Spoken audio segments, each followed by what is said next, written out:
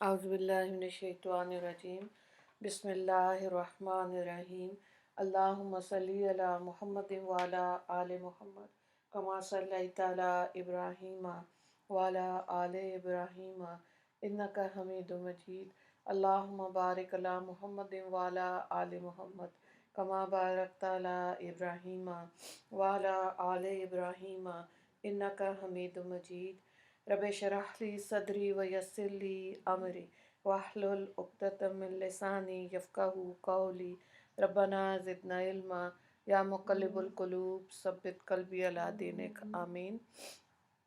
सूरह शोरा हम कर रहे हैं और रुकू नंबर 6 आज हम देखेंगे। पारा नंबर 19 है और आयत नंबर 105 से देखें। कज़्ज़बत कौमु नूहिल मुरसलीन इज़ क़ाल लहुम अख़ूहुम नूहुन अला तत्तक़ून इन्नी लकुम रसूलुम अमीन फत्तक़ुल्लाह व अतीऊन। कौम नूह अलैहिस्सलाम ने पैगंबरों को झुठलाया, जबकि उनसे उनकी बरादरी के भाई नूह अलैहिस्सलाम ने फरमाया, क्या तुम अल्लाह से डरते नहीं? मैं तुम्हारा ईमानतदार पैगंबर हूँ, सो तुम लोग अल्लाह से डरो और मेरा कहना मानो। वमा अस्अलुकुम अलैहि मिन अजरिन इन अजरिया इल्ला अला रब्बिल आलमीन फत्तकुल्लाह व अतीऊन। और मैं तुमसे कोई सिला नहीं मांगता, मेरा सिला तो बस रब्बुल आलमीन के ज़िम्मे है, सो तुम अल्लाह से डरो मेरा कहना मानो। कालू अनुमिनु लका वत्तबाकल अर्ज़लून। वो लोग कहने लगे, क्या हम तुमको मानेंगे हालांकि रज़ील लोग तुम्हारे साथ हो लिए। काला वमा इल्मी बिमा कानू यामलून इन हिसाबुहुम इल्ला अला रब्बी लौ तशउरून वमा अना बितारिदिल मुमिनीन इन अना इल्ला नज़ीरुम मुबीन। नूह अलैहिस्सलाम ने फरमाया कि इनके काम से मुझको क्या बहस, इससे हिसाब किताब लेना बस अल्लाह का काम है। क्या खूब हो कि तुम इसको समझो, और मैं ईमानतदारों को दूर करने वाला नहीं हूँ, मैं तो साफ तौर पर एक डराने वाला हूँ। तो यहाँ पे देखें, कुरान करीम में हज़रत नूह अलैहिस्सलाम के वाक़े का इजमाली और तफसीली ज़िक्र 28 सूरतों में 28 सूरतों में आया। यहाँ अपने मकसद के पेश नज़र वाक़े की इसी कदर जुज़ियात को बयान किया गया है जो मकसद के लिए ज़रूरी है। हज़रत नूह अलैहिस्सलाम का यहाँ वाक़या बयान करके जहाँ एक तरफ नबी करीम सल्लल्लाहु अलैहि वसल्लम और आपके मुतबईन को तसल्ली देनी मकसूद है, और ये बताना कि अम्बिया की तकज़ीब करना, इनको दुख पहुँचाना और अहले हक़ को ईज़ाएँ देना नई बात नहीं। नूह अलैहिस्सलाम की कौम ने भी ऐसा ही किया था। सदहा बरस तक मुखालफत पर कमर बस्ता रही, बिला आखिर अज़ाब इलाही में गिरफ़्तार होकर गर्क होकर तबाह हो गई। दूसरी तरफ कुफ़ार मक्का मुशरिकीन अरब की पैगम्बरी की नाफरमानी करने पर हलाकत और बर्बाद होने की वईद सुनाई जाती है।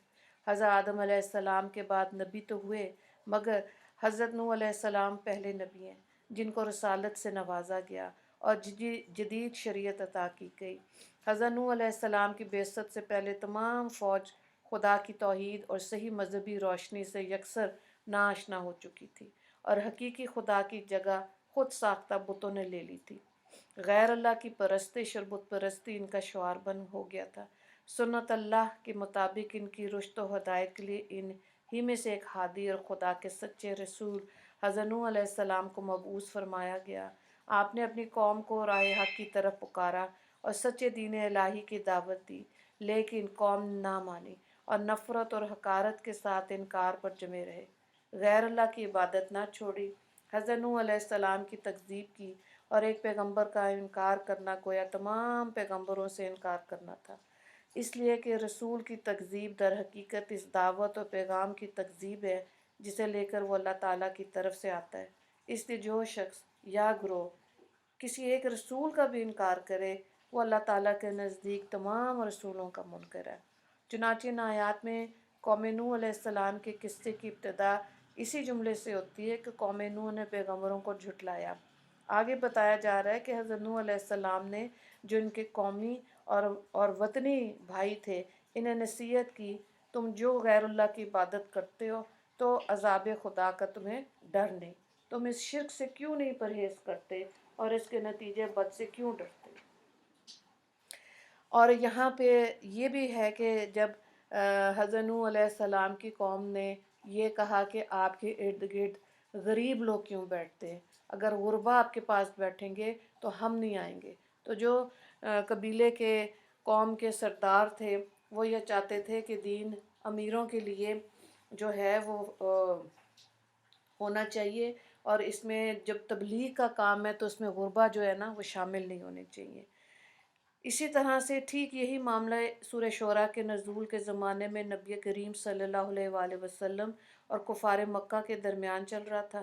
اسی وجہ سے حضرت نوح علیہ السلام اور ان کی قوم کے سرداروں کی یہ گفتگو یہاں سنائی جا رہی ہے کہ کفار مکہ میں سے بڑے بڑے سردار نبی اکرم صلی اللہ علیہ وآلہ وسلم سے کہتے تھے کہ بلال رضی اللہ تعالیٰ عنہ، عمار رضی اللہ تعالیٰ عنہ، صہیب رضی اللہ تعالیٰ عنہ جیسے غلاموں اور کام پیشہ لوگوں کے ساتھ ہم کیسے بیٹھ سکتے ہیں؟ یہ غریب غربا اگر آپ کے پاس سے ہٹا دیے جائیں تو ہم آپ کے پاس بیٹھ کر آپ کی بات سن سکتے ہیں۔ اس پر نبی کریم صلی اللہ علیہ وآلہ وسلم کی طرف سے تلقین فرمائی گئی تھی کہ حق سے منہ موڑنے والے متکبروں کے خاطر ایمان قبول کرنے والے غربا کو ہٹایا نہیں جا سکتا۔ ٹھیک اسی طرح حضرت نوح علیہ السلام نے جواب دیا تھا کہ ایسا کبھی نہیں ہوگا کہ میں ان کے ساتھ ایسا معاملہ کروں جس کے تم خواہش مند ہو۔ ایمان میں شرافت اور ذلت، غریبی اور امیری کو کوئی دخل نہیں۔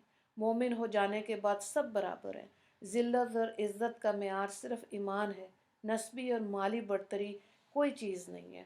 تو یہی چیز یہاں پہ بتائی گئی، اور ظاہر ہے دین کا کام کرتے ہوئے جو انسان کرتا ہے، یا انبیاء نے کیا یا اللہ کے ولی جو یہ کام کر رہے ہیں، اس میں ان کی نظر آخرت پہ ہوتی ہے کہ اس اجرت کا معاوضہ ان کو آخرت میں جنت کے اعلیٰ درجوں کی صورت میں ملے گا۔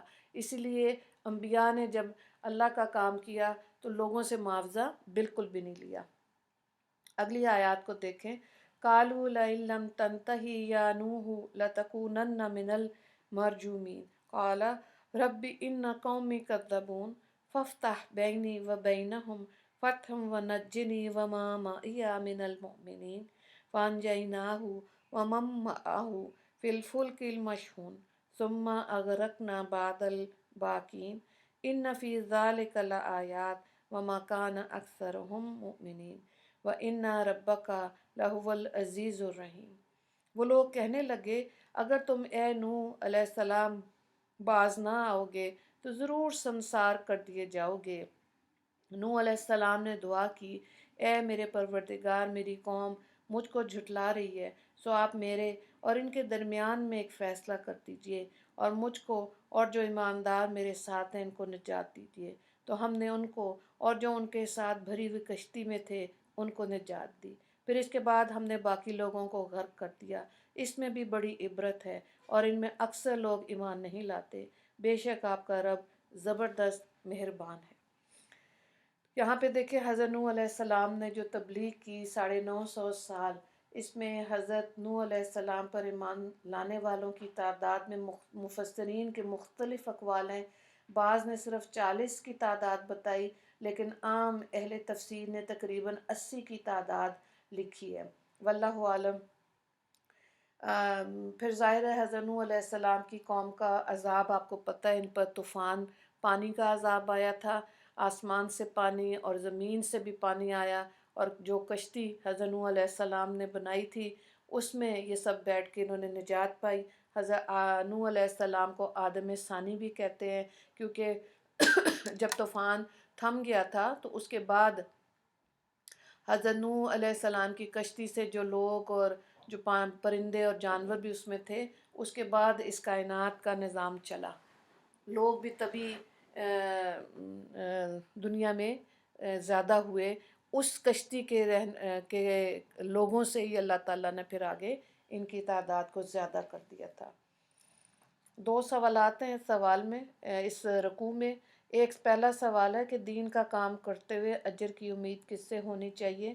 دوسرا سوال ہے آیت نمبر 119، حضرت نوح علیہ السلام کی تبلیغ سے کتنے لوگ مسلمان ہوئے۔ دعا کر لیتے ہیں۔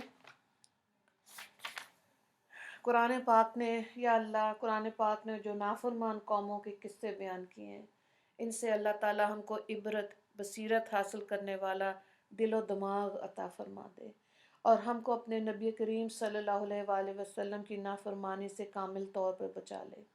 جو احکام الہیہ اور پیغام ہدایت رسول اللہ صلی اللہ علیہ وآلہ وسلم کے ذریعے سے ہم کو پہنچے، ان پر دل و جان سے ہم کو اتباع اور فرما برداری کی توفیق نصیب ہو۔ آج جو امت میں امیری غریبی کے جھگڑے آپس میں پیدا ہو رہے ہیں، اللہ تعالیٰ ان فتنوں کو دور فرمائے اور سب کو ایمان اور اسلام سے سچی محبت نصیب فرمائے، تاکہ ایمان کی برکت سے غریب امیر کو اور امیر غریب کو بھائی بھائی سمجھے۔ اللہ تعالیٰ ہم کو اپنے اور اپنے رسول پاک صلی اللہ علیہ وآلہ وسلم کے فرما برداروں میں ہمیشہ شامل رکھے اور اسی پر موت نصیب فرمائے۔ آمین یا رب العالمین۔ وآخر دعوانا ان الحمد للہ رب العالمین۔ اللہم اغفر للمسلمین والمسلمات والمؤمنین والمؤمنات۔ السلام علیکم ورحمۃ اللہ وبرکاتہ۔